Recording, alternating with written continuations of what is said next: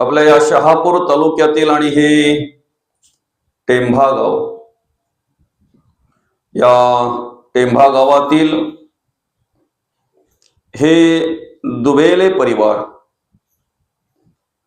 आणि या दुभेले परिवाराच्या मातोश्री कैलासवासी यमुनाबाई बुधा दुभेले आईसाहेबांना मंगळवार दिनांक 18 ऑगस्ट 2026 रोजी देवाज्ञा झाली. त्यांचं वृद्धापकाळाने निधन झालं आणि त्यांच्या दशक्रिया दिनानिमित्त या ठिकाणी आपण ही प्रवचन सेवा आयोजित केलेली आहे. आईसाहेबांना जाऊन जवळजवळ 10 दिवस झाले. वृद्धापकाळाने देहावसन झालं आईसाहेबांचं. आईसाहेबांच्या पश्चात आमचे भारतदादा असतील, त्याचप्रमाणे सुमनताई, कुंदाताई, संजीवनीताई, ज्यांचं मागच्या वर्षी 2025 साली देहावसन झालं, कैलासवासी मंदाताई, संपूर्ण हा दुबेले परिवार, आप्तेष्ट मित्र परिवार आणि ग्रामस्थ मंडळी. आपल्याला माहिती आहे जवळजवळ 2021 पासून या दुबेले परिवारावर एकावर एक असे दुःखद प्रसंग घडत गेले, दुःखद संकट येत गेली. 2021 ला मला तरी वाटतंय सुनील दादांचे बाबा एक्सपायर झाले, गेले, त्यांचं देहावसन झालं. 22 ला ताईसाहेब गेल्या, सुनील दादांच्या मिसेस. त्याच्यानंतर 23 ला आई गेल्या त्यांच्या.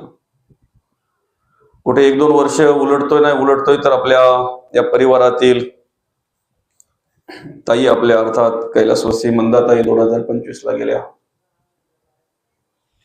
आणि आता त्या दुःखातून कुठे हे परिवार सावरतय. 1 वर्ष पण कुठे पूर्ण होतोय तर आईसाहेबांचं देहावसन झालं.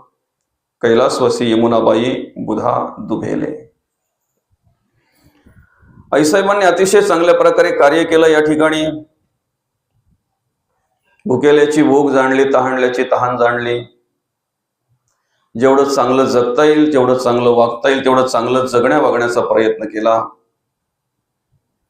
आपल्या मुलांवर चांगल्या प्रकारे संस्कार केले, आपल्या मुलींवर चांगल्या प्रकारे संस्कार केले.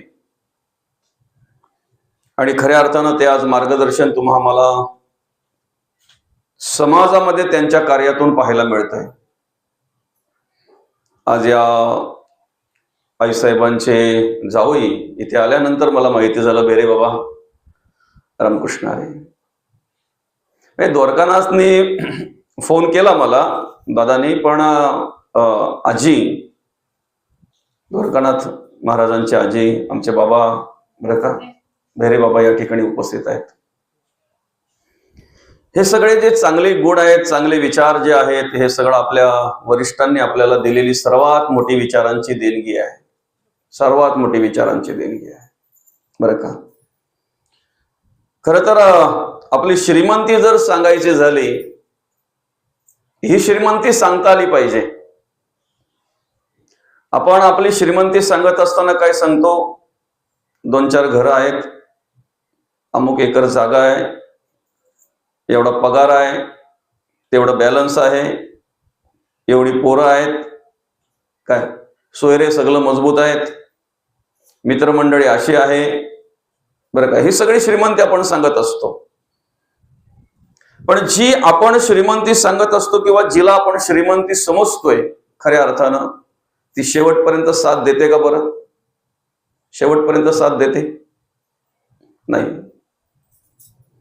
संत म्हणतात, आपल्याला जर आपली श्रीमंती सांगायची असेल ना, श्रीमंतीच जर आपल्याला दाखवायची असेल किंवा ती दाखवण्यासारखी नाहीये, पण तिचा स्वाभिमान पाहिजे आपल्याला त्या श्रीमंतीचा. कुठल्या?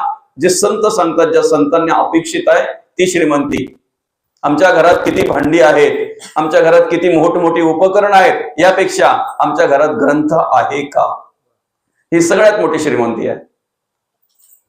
एखादा तरी ग्रंथ हिंदू धर्माला मान्य असणारा, ज्यातून आम्हाला भगवंत कळेल, ज्यातून आम्हाला संतांची ओळख होईल, ज्यातून आमच्याकडून परमार्थ घडेल, देवाचं नामस्मरण घडेल, आत्मबोध होईल, असा एखादा तरी ग्रंथ आमच्या घरात, ही श्रीमंती आहे. संत म्हणतात ज्याच्या घरामध्ये दीप प्रज्वलन केलं जाते, ज्याच्या घरामध्ये देवाला अगरबत्ती दाखवली जाते, ज्याच्या घरामध्ये देवाचं नामस्मरण केलं जातंय, ज्याच्या घरामध्ये ग्रंथ वाचन केलं जातंय, सगळ्यात श्रीमंत माणसं ती आहेत. सगळ्यात श्रीमंत माणसं ती आहेत. ही श्रीमंती आपली. आणि ही श्रीमंती, हे संस्कार, हे विचार निर्माण करण्याचं कार्य आईसाहेबांनी केलं माऊली. या परिवाराला ते संस्कार त्याप्रमाणे मार्गदर्शन केलं, आपल्या मुलींवर त्याप्रमाणे संस्कार केले, मार्गदर्शन केलं. बरं का, आज बाबा माझ्या बरोबर आहेत. केवळ ठाणे जिल्ह्यातच नाही तर अनेक जिल्ह्यांमध्ये बाबांचं नाव आहे. यशस्वीरित्या त्यांनी खऱ्या अर्थानं आज आध्यात्मिक क्षेत्रामध्ये वाटचाल करतायत. पण मी या ठिकाणी आवर्जून आईंच्या दशक्रियांच्या निमित्तानं प्रवचन करत असताना एवढं आवर्जून सांगेन की बाबांच्या या आध्यात्मिक वाटचालीमध्ये आईंचं सुद्धा सहकार्य आहे, हे विसरून चालणार नाही. अर्थात ज्या आईसाहेबांच्या दशक्रियांच्या निमित्तानं आपण या ठिकाणी ही प्रवचन सेवा आयोजित केलेली आहे, त्यांची मुलगी, आपल्या भेरे बाबांची पत्नी. बरं का, मग हे विचार कोणी दिलेले आहेत, हे संस्कार कोणी दिलेले आहेत, हे मार्गदर्शन कोणी केलेलं आहे, तर हे खऱ्या अर्थानं विचाराने श्रीमंत असलेली माणसं, संस्काराने श्रीमंत असलेली माणसं, गुणाने कर्माने जगण्या वागण्यामध्ये श्रीमंत असलेली माणसं ही. बरं का, अतिशय चांगल्या प्रकारे या ठिकाणी आईसाहेबांनी कार्य केलं. मुलांनी सुद्धा अतिशय चांगल्या प्रकारे, आमचे वरददादा असतील, आधी करून संपूर्ण हा परिवार असेल, म्हणजेच आईसाहेबांचे पुतणे असतील, पुतण्या असतील, सुना असतील, बरं का, नातवंड असतील, चांगल्या प्रकारे सेवा केली आईसाहेबांच्या. आईसाहेबांना काय हवं काय नको ते बघितलं. आणि जवळजवळ वयाच्या 92व्या वर्षी आईसाहेबांनी तुमचा आमचा निरोप घेतला. बरं का, मी प्रत्येक ठिकाणी सांगत असतो की आपल्या घरात असलेली वृद्ध माणसं जी आहेत ना, ही आपल्या घरातली सगळ्यात मोठी संस्कारांची आणि गुणांची श्रीमंती आहे.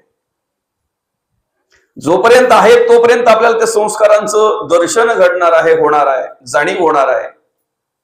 बऱ्याचशा गोष्टी आपल्याला अनुभवायला मिळतात, पाहायला मिळतात त्यांच्याकडे. बरं का मुली, आता आम्ही विज्ञानाने पुढे गेलेलो आहोत, खूप आमची प्रगती झालेली आहे. पण आध्यात्मिक दृष्टीने जर पाहायला गेलं तर प्रगती नाही, अधोगतीत पाहायला मिळते, अधोगती दिसून येते मौली. बरं का, एखाद्या वेळी जर एखादी सून अशी दरवाजात जर बसलेली असेल ना, एखादी नवीन सासूरकरीने जर दरवाजात बसली असेल किंवा उंबरठ्यावर बसली असेल, उंबरठ्यावर जर पाय देऊन उभी असेल, आणि एखाद्या वृद्ध माणसाने जर बघितली, एखाद्या आजीने जर बघितली ना, तर तिची तळपाय जाग मस्तकाला जाते. ती लगेच त्या ठिकाणी बोलते, ए बाई, एकतर घरात उभी राहा नाहीतर बाहेर उभी राहा. बरं का, चालता चालता जर उखळाला लात लागली, मुसळाला लात लागली, सुपाला लात लागली, पहिली पाया पड त्याच्या. काय हे संस्कार आहेत, ही संस्कृती आहे. आणि यांचं दर्शन आम्हाला त्या वृद्ध माणसांकडे होत आहे, यांचं दर्शन आम्हाला वृद्ध माणसांकडे होत आहे. म्हणून खऱ्या अर्थानं या ठिकाणी या परिवाराने अतिशय चांगल्या प्रकारे सेवा केली. 1-1.5 महिन्यापासून आईसाहेबांना अस्वस्थ वाटत होतं, दवाखान्यामध्ये दाखल केल्या, सर्वतोपरी प्रयत्न केले.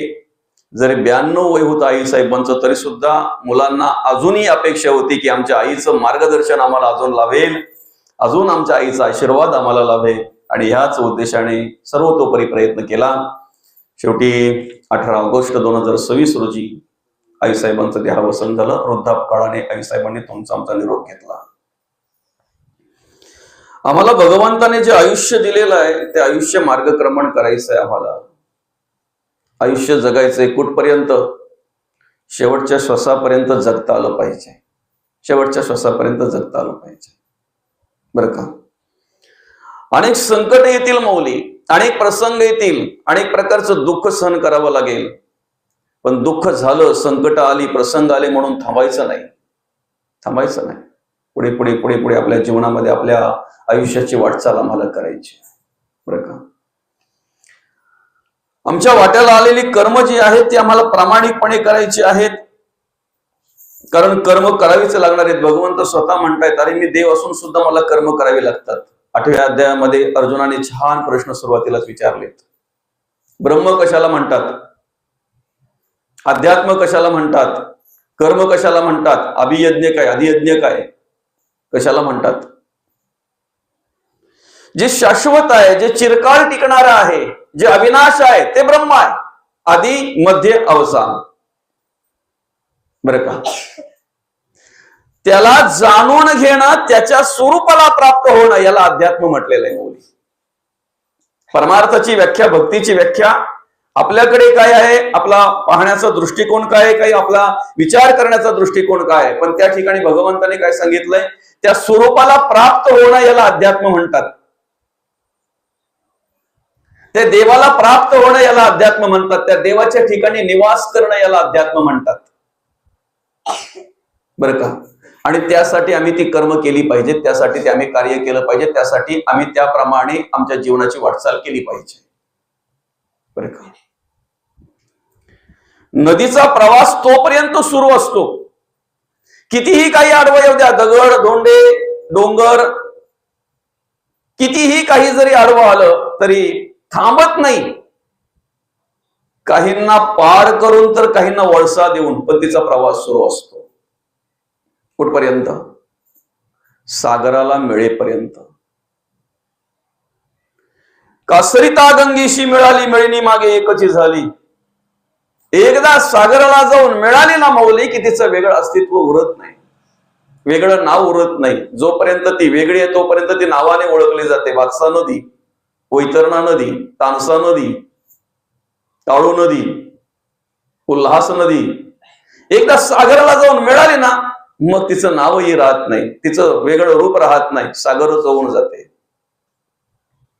तसं आम्हाला सुद्धा मौली आमच्या मूळ स्वरूपाला प्राप्त व्हायचं आहे.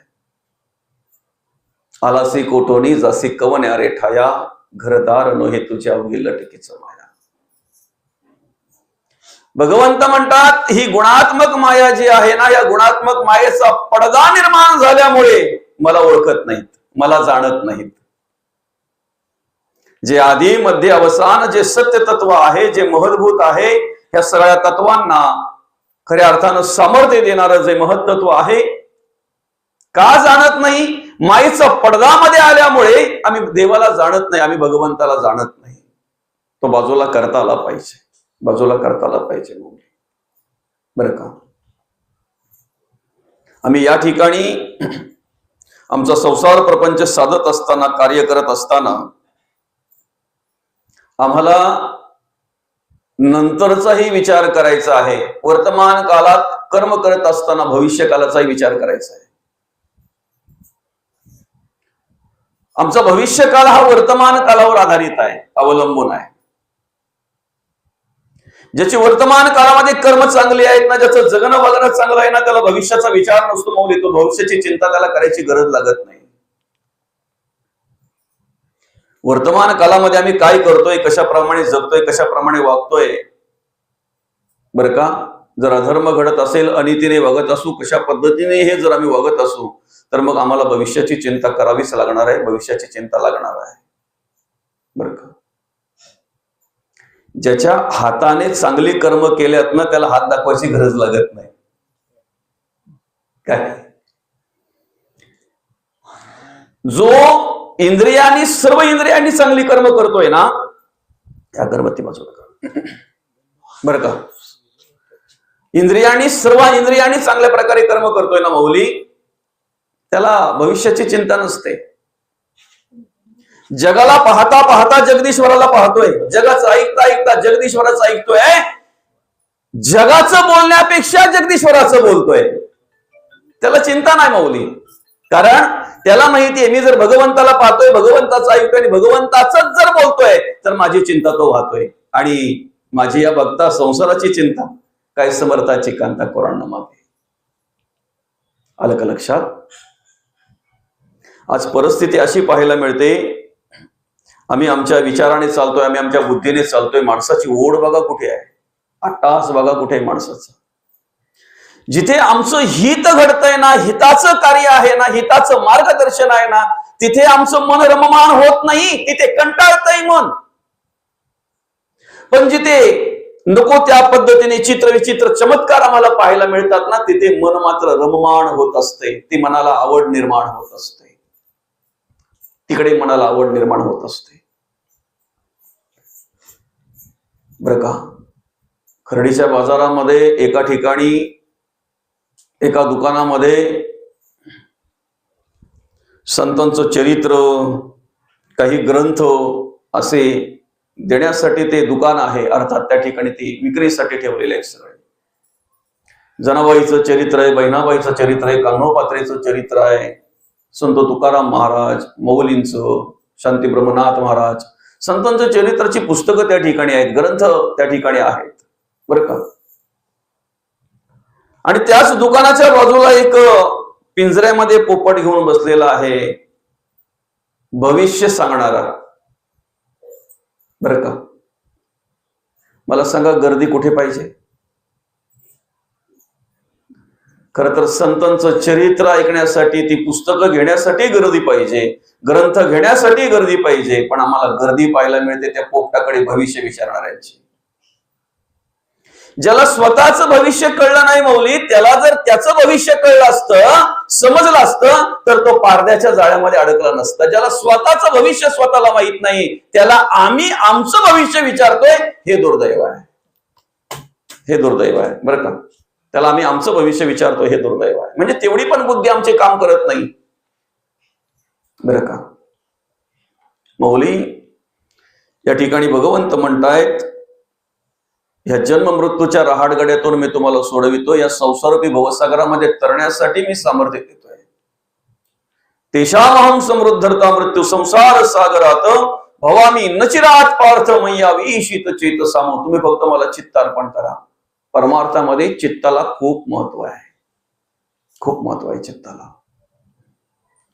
फुलं देवाला वाहता वाहता, देवाला फुलं वाहता वाहता आम्हाला मन हा मोगरा करून देवाला अर्पण करता आला पाहिजे. बरं का. छान वर्णन केलं या ठिकाणी माऊलींनी. भगवंत स्वतः या ठिकाणी म्हणतायत, का रे तुम्ही फुलं वाहताय, श्रीफल नारळ वाहताय, काय देताय देवाला, ते आणले कोणी, दिले कोणी, आहे कोणाचं ते? आपणच म्हणतो ना, देवाची करणे आणि नारळात पाणी. देवाचं आहे ते देवालाच आपण देतोय, पण भाव आपण खातोय, मध्यस्थी आपण करतोय त्या ठिकाणी. भगवंत म्हणतात, ठीक आहे, ते मन मोठं आहे तुझं, ते मला अर्पण करतोय तू, पण त्या ठिकाणी फल अर्पण करता करता ही पंच इंद्रिय सुद्धा देवाला अर्पण करता आली पाहिजेत ना. नाक कान त्वचा डोळा जीभ, 5 फळं जर देवाला आम्ही अर्पण करता आहोत, तर विषय पंचक आम्हाला अर्पण करता आलं पाहिजे. शब्द स्पर्श रूप रस आणि गंध, कर्मेंद्रिय पंचक, प्राण पंचक त्या ठिकाणी आम्हाला अर्पण करता आलं पाहिजे, देवाला देता आलं पाहिजे. बरं का. मन हा मोगरा अर्पणे ईश्वरा पुनरपी संसारा येणे नाही. ज्या वेळेला फुलं वाहता वाहता आम्ही मनही देवाला अर्पण करू ना, त्यावेळेला आम्ही केलेली पूजा देवापर्यंत पोहोचल्याशिवाय राहणार नाही. ती अगरबत्ती दाखवता दाखवता प्रार्थना करता आली पाहिजे देवाला, माझ्या कर्माचा सुगंध देव अशा प्रकारे दरवळला पाहिजे. ते दीप प्रज्वलन करता करता देवाला आम्हाला प्रार्थना करता आली पाहिजे, देवा हा दिवा तुमच्या जवळ ज्याप्रमाणे जळत असताना, पेटत असताना स्वतः जळतोय, इतरांना प्रकाश देतोय, तसा कर्माचा प्रकाश आमच्या पडला पाहिजे देवा, कर्माचा प्रकाश पडला पाहिजे. बरं का. परमार्थ अतिशय सोपा आहे, भक्ती अतिशय सोपी आहे. फक्त ज्या मार्गाने जगद्गुरु तुकोबा गेले ना, त्या मार्गाने आम्हाला जाता आलं पाहिजे. जो परमार्थ जी भक्ती मौलींनी केली, तो परमार्थ, ती भक्ती आम्हाला करता आली पाहिजे. अतिशय सोपं आहे मौली, काही कठीण नाहीये. बरं का. काही कठीण नाहीये. एक श्रीमंत गृहस्थ ज्या वेळेला त्या सत्पुरुषांना भेटला, त्यावेळेला त्याने सांगितलं, महाराज काही कमी नाही हो, भरपूर संपत्ती, भरपूर प्रॉपर्टी आहे, मुलाबालांचं व्यवस्थित सगळं काही चाललंय, माझंही व्यवस्थित चाललंय, आनंदी आनंद सगळं चाललंय. बरं का. आपल्या देशात तर गुंतवणूक आहेच आहे, पण परदेशात सुद्धा मी गुंतवणूक केलेली आहे. परदेशात सुद्धा माझं जाणं येणं असते, परदेशात सुद्धा मी चांगल्या प्रकारे गुंतवणूक केलेली आहे, काही कसली कमी नाहीये महाराज. पण आता असं ऐकून असं वाचून ऐकून असं वाटायला लागलं मनाला, की अरे इथली आपण व्यवस्था केली बरोबर आहे, म्हणजे तू सांगायला लागला की जे पण माझं काही आयुष्य असेल ना, त्या आयुष्यामध्ये मला कोणापुढे हात पसरायची गरज लागणार नाही, एवढी संपत्ती, एवढी प्रॉपर्टी आहे. आता मी रोज काही न करता नुसतं बसून जरी खाल्लं तरी संपणार नाही. बरं का, काही वेळेला याला भ्रम म्हणावं की सत्य म्हणावं तेही काही कळत नाही. कारण मागे आपण बघितलं, कित्येक हजार करोड रुपयाची ज्याची संपत्ती, त्या बापाला भाड्याच्या खोलीत राहावं लागलं. शेवटचा श्वास त्या बापाने भाड्याच्या खोलीत घेतला. कित्येक हजार करोड रुपये ज्याची संपत्ती असो, पण चांगली बुद्धी सुचली याला. काय म्हणतोय महाराज, या ठिकाणी मी रोज जरी अगदी काही न करता बसून जरी खाल्लं तरी आयुष्यभर मला संपणार नाही, एवढी प्रॉपर्टी, एवढी संपत्ती आहे महाराज. मग मला नंतरचा विचार पडलेला आहे, कधीचा, मरणोत्तरचा प्रवास माझा सुखरूप झाला पाहिजे. चांगला विचार आहे हा. विचार आम्हीही केला पाहिजे बरं का. आम्ही करतो पण भांडण झाल्यावर. काय भांडण झाल्यावर एखादा बोलतो ना, अरे हो की किती अति करशील, वरच्याला संत झाला पाहिजे.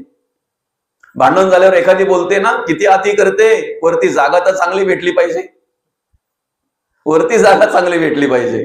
मरणोत्तर बरं का, मरणोत्तरचा प्रवास माझा सुखकर झाला पाहिजे. आलं का लक्षात?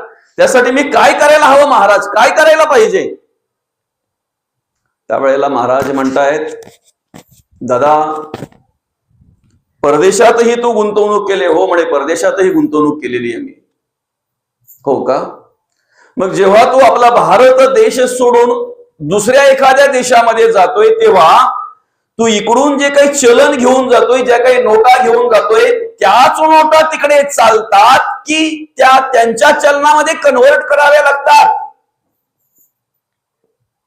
तेव्हा त्याने सांगितलं, नाही म्हणे महाराज, इथला जो काही आपला रुपया आहे, इथले जो काही आपलं चलन आहे, ते चलन त्यांच्या चलनामध्ये कन्व्हर्ट करावं लागतंय. आपला रुपया त्यांच्या चलनामध्ये कन्व्हर्ट करावा लागतो.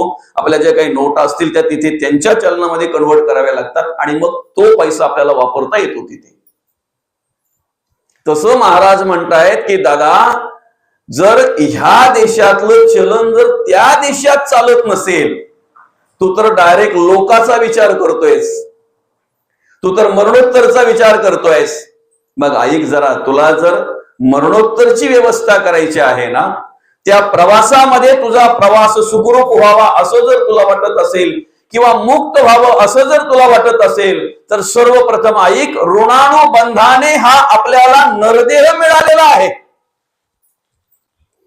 ज्या आई वडिलांचे ऋण आहेत त्याच आई वडिलांच्या पोटी आपला जन्म झालेला आहे, किंवा ज्या आई वडिलांवर आपले ऋण आहेत, ज्या बाईवर आपले ऋण आहेत, किंवा ज्या बाईचे आपल्यावर ऋण आहेत, तीच बाई आपल्याला मिळालेली आहे. ज्या मुलांवर आपले ऋण आहेत, किंवा ज्या मुलांचे आपल्यावर ऋण आहेत, तीच मुलं आपल्या पोटी जन्माला आलेली आहेत.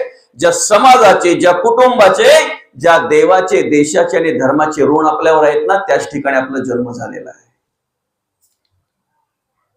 बरं का? ज्याला वाटत असेल ना, नंतरचा प्रवास माझा व्यवस्थित व्हावा, मरणोत्तरचा प्रवास माझा व्यवस्थित व्हावा, त्याने काय केलं पाहिजे? ही सगळ्या ऋणातून मुक्त होण्यासाठी प्रयत्न केला पाहिजे. आणि म्हणून 4 आश्रमांमध्ये गृहस्थाश्रम सर्वश्रेष्ठ म्हटलेला आहे. ऋणातून मुक्त होण्याची संधी आहे, आईवडिलांच्या ऋणातून मुक्त होण्याची संधी आहे, समाजाच्या ऋणातून मुक्त होण्याची संधी आहे, कुटुंबाच्या ऋणातून, मुलांच्या ऋणातून, बाईच्या ऋणातून, नातेवाईकांच्या ऋणातून मुक्त होण्याची संधी आहे ही. मग काय केलं पाहिजे? आपण इथे जगता जगता इतरांच्याही जगण्याचा विचार केला पाहिजे. याला म्हणतात इथला पैसा तिकडे कन्व्हर्ट करणे. काय? आपल्या आयुष्याचा आनंद घेता घेता इतरांच्याही आनंदाचा विचार करणं, आपल्या जीवनाचा मार्गक्रमण करता करता पुण्य कर्म घडली पाहिजेत, धर्माचरण घडलं पाहिजे, देवकार्य घडलं पाहिजे, नीतीने जगता वागता आलं पाहिजे. याला म्हणतात इकडचा पैसा तिकडे कन्व्हर्ट करणं. काय सोपं आहे ना? आम्ही आमची भूक क्षमन करता करता, आमची भूक भागविता भागविता इतरांच्याही भूकेचा विचार आम्ही केला पाहिजे. बरं का? तुकोबांनी सांगितलेला परमार्थ अतिशय सोपा आहे. काय म्हणतात तुकोबा? तुम्ही जसं जगण्यासाठी धडपडता ना, तडमडता की नाही, आपली धावपळ कशासाठी आहे बरं? जगण्यासाठीच आहे ना. मरण्यासाठी कोण धावपळ करतो? मरण्यासाठी कोणीही धावपळ करत नाही. प्रत्येक जण जगण्यासाठीच धावपळ करतो. तुम्ही जसे जगण्यासाठी धावपळ करता की नाही, तुम्ही जसे जगू इच्छिता की नाही, तसं तुम्ही जगा आणि इतरांनाही जगू द्या. त्यांचाही जगण्याचा विचार करा.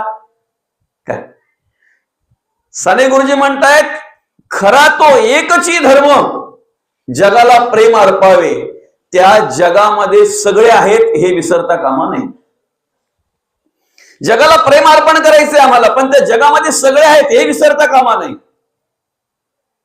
आणि म्हणून आम्ही आमचा संसार करता करता, आम्ही आमचं पोट भरता भरता इतरांच्याही भुकेचा आम्ही विचार केला पाहिजे. याला म्हणतात इथला पैसा तिकडे कन्वर्ट करणे, पुण्यकर्म करणं. भुकेल्याची भूक जाणली पाहिजे, तहानल्याची तहान जाणली पाहिजे.